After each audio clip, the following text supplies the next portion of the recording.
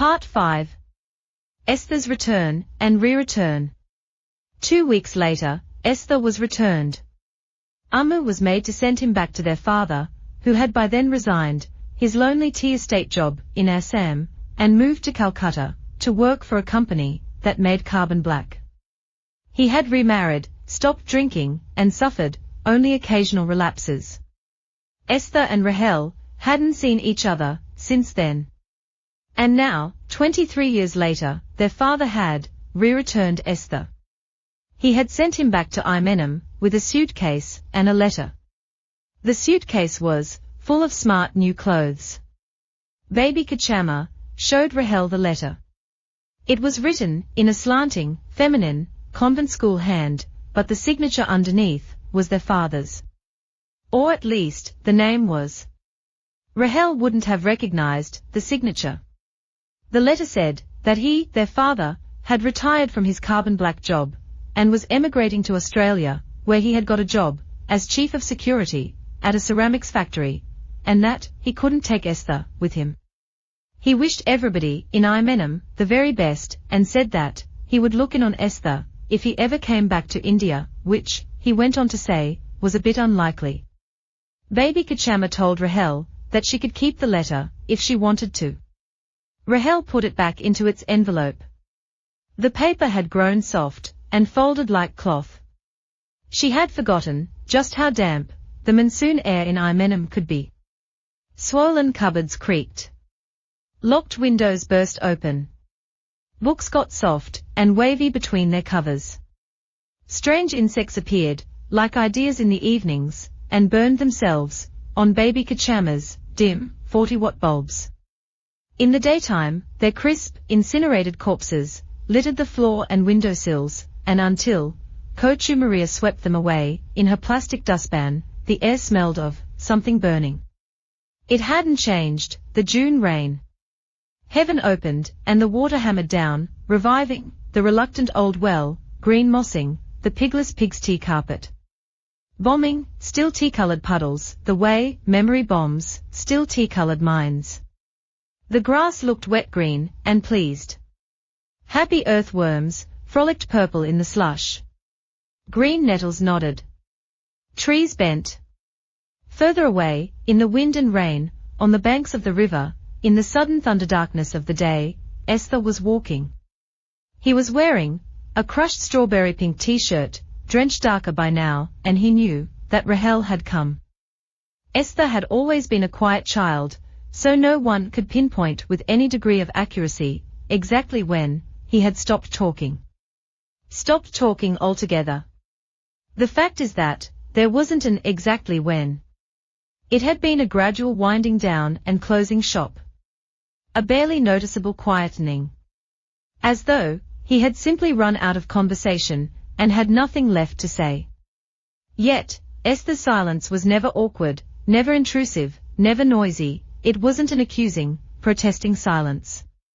But as much as a sort of estivation, a dormancy, the psychological equivalent of what lungfish do to get themselves through the dry season, except that, in Estha'S case, the dry season looked as though it would last forever. Over time, he had acquired the ability to blend into the background of wherever he was, into bookshelves, gardens, curtains, doorways, streets, to appear inanimate, almost invisible, to the untrained eye. It usually took strangers a while to notice him, even when they were in the same room with him. It took them even longer to notice that he never spoke. Some never noticed at all. Estha' occupied very little space in the world. After Sophie Moll's funeral, when Estha' was returned, their father sent him to a boys' school in Calcutta. He was not an exceptional student, but neither was he backward, nor particularly bad at anything. An average student, or satisfactory work, were the usual comments that his teachers wrote in his annual progress reports. Does not participate in group activities, was another recurring complaint. Though, what exactly they meant by group activities, they never said. Estha' finished school with mediocre results, but refused to go to college. Instead, much to the initial embarrassment of his father and stepmother, he began to do the housework. As though in his own way, he was trying to earn his keep. He did the sweeping, swabbing, and all the laundry. He learned to cook, and shop for vegetables. Vendors in the bazaar, sitting behind pyramids of oiled, shining vegetables, grew to recognize him, and would attend to him, amidst the clamoring of their other customers. They gave him rusted film cans, to put the vegetables he picked. He never bargained. They never cheated him. When the vegetables had been weighed and paid for, they would transfer them to his red plastic shopping basket, and always a sprig of coriander and a fistful of green chilies, for free. Esther carried them home, in the crowded tram like a quiet bubble, floating on a sea of noise. At mealtimes, when he wanted something, he got up and helped himself. Once the quietness arrived, it stayed and spread in Esther. It reached out of his head, and enfolded him, in its swampy arms. It rocked him to the rhythm of an ancient, fetal heartbeat. It sent its stealthy, suckered tentacles inching along the insides of his skull, hoovering the knolls and dells of his memory. Dislodging old sentences, whisking them off the tip of his tongue. It stripped his thoughts of the words that described them, and left them paired and naked. Unspeakable, numb, to an observer therefore. Slowly, over the years, Esther withdrew from the world.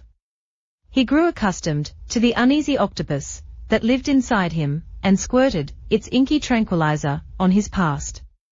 Gradually, the reason for his silence was hidden away, entombed somewhere deep, in the soothing folds of the fact of it. When Kubchand, his beloved, blind, bald, incontinent, 17-year-old mongrel, decided to stage a miserable, long-drawn-out death, Esther nursed him through his final ordeal, as though his own life somehow depended on it. In the last months of his life, Kubchand, who had the best of intentions, but the most unreliable of bladders, would drag himself to the top-hinged dog flap, built into the bottom of the door, that led out into the back garden, push his head through it, and urinate unsteadily, bright yellowly, inside. Then, with bladder empty, and conscience clear, he would look up at Esther, with opaque green eyes, that stood in his grizzled skull, like scummy pools, and weave his way back, to his damp cushion, leaving wet footprints on the floor. As Kubchand lay dying on his cushion, Esther could see the bedroom window, reflected in his smooth, purple balls, and the sky beyond, and once a bird, that flew across. To Esther, steeped in the smell of old roses, blooded on memories of a broken man, the fact that something so fragile, so unbearably tender, had survived, had been allowed to exist, was a miracle. A bird in flight, reflected in an old dog's balls. It made him smile out loud. After Kubchand died, Esther started his walking. He walked for hours on end.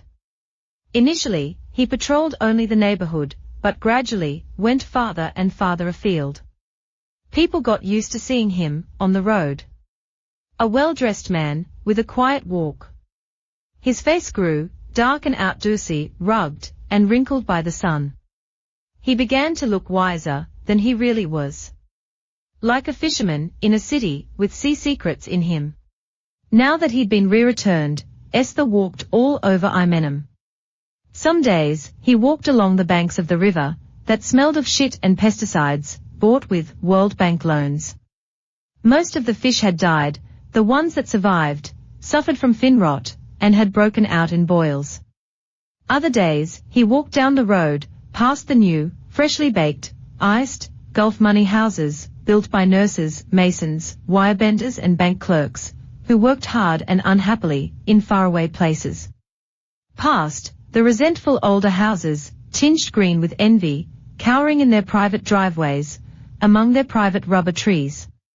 Each, a tottering fiefdom, with an epic of its own. He walked past the village school that his great-grandfather built for untouchable children. Past Sophie Moll's yellow church, past the Imenem Youth Kung Fu Club. Past the Tender Buds Nursery School, for touchables, past the ration shop that sold rice, sugar and bananas, that hung in yellow bunches from the roof. Cheap soft porn magazines, about fictitious South Indian sex fiends, were clipped with cloth pegs to ropes, that hung from the ceiling. They spun lazily in the warm breeze, tempting honest ration buyers, with glimpses of ripe, naked women, lying in pools of fake blood. Sometimes, Esther walked past Lucky Press, old comrade K.N.M. Pillay's printing press, once the Imenem office of the Communist Party, where midnight study meetings were held, and pamphlets, with rousing lyrics of Marxist party songs, were printed and distributed. The flag, that fluttered on the roof of the party office, had grown limp and old. The red had bled away. Comrade Pillay himself came out in the mornings, in a greying Airtex vest, his balls silhouetted against his soft white moondew. He oiled himself with warm, peppered coconut oil, kneading his old, loose flesh, that stretched willingly off his bones like chewing gum. He lived alone now. His wife, Kalyani, had died of ovarian cancer. His son, Lenin, had moved to Delhi, where he worked as a services contractor for foreign embassies. If Comrade Pillay was outside his house, oiling himself, when Esther walked past, he made it a point to greet him. Esther Mon, he would call out, in his high, piping voice, frayed and fibrous now, like sugarcane stripped of its bark. Good morning, your daily constitutional. Esther would walk past, not rude, not polite, just quiet. Comrade Pillay would slap himself all over, to get his circulation going. He couldn't tell whether Esther recognized him after all those years, or not. Not that he particularly cared, though his part in the whole thing had by no means been a small one. Comrade Pillay didn't hold himself in any way personally responsible for what had happened. He dismissed the whole business as the inevitable consequence of necessary politics. The old omelette and eggs thing, but then, Comrade Pillay was essentially a political man. A professional omeletier. He walked through the world like a chameleon. Never revealing himself, never appearing not to. Emerging through chaos unscathed. He was the first person in Imenem to hear of Rahel's return. The news didn't perturb him as much as excite his curiosity. Esther was almost a complete stranger to Comrade Pillay. His expulsion from Imenem had been so sudden and unceremonious, and so very long ago. But Rahel, Comrade Pillay knew well. He had watched her grow up. He wondered what had brought her back after all these years. It had been quiet in Estha'S head until Rahel came. But with her, she had brought the sound of passing trains, and the light and shade that falls on you if you have a window seat. The world, locked out for years, suddenly flooded in, and now, Esther couldn't hear himself, for the noise of trains, traffic, music, the stock market. A dam had burst, and savage waters swept everything up in a swirling.